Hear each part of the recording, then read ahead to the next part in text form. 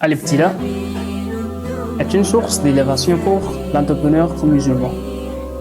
La thèse pour le croyant, pour l'entrepreneur, est source d'élévation à son endroit.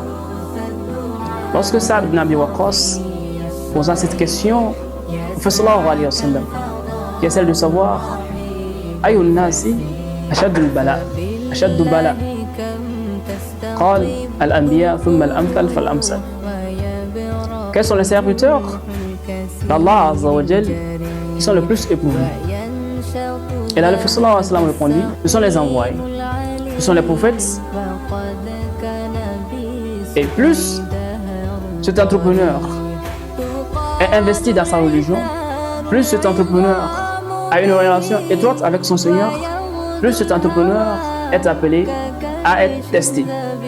Lorsqu'Allah Azza wa Jal nous dit à travers la sourate Al-Ankabut, Alif Lam Mim, Hasiba an-nasu an yutraku an yaqulu amanna wa hum la yuftanun, pense-t-il qu'ils ne seront pas éprouvés après qu'ils, l'information, nous croyons, être testés de la part d'Allah Azza wa Jal, traverser les difficultés, les challenges à travers votre entreprise fait partie des preuves que vous êtes parmi les bien-aimés d'Allah Azza wa Jal, que vous êtes parmi ceux qui sont honorés par Allah Azza wa Jal. Plus vous êtes investis, plus vous avez une relation étroite avec Allah Azza wa Jal, plus vous êtes éprouvés.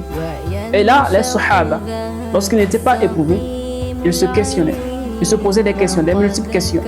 Allah Azza wa Jal m'a-t-il abandonné, m'a-t-il oublié? Donc, l'entrepreneur, lorsque l'on traverse des difficultés, des challenges, il se doit de renouer ses relations avec Allah Azza wa Jal à travers les différents types d'ibadat, les azkars, d'invoquer Allah Azza wa Jal comme il se doit.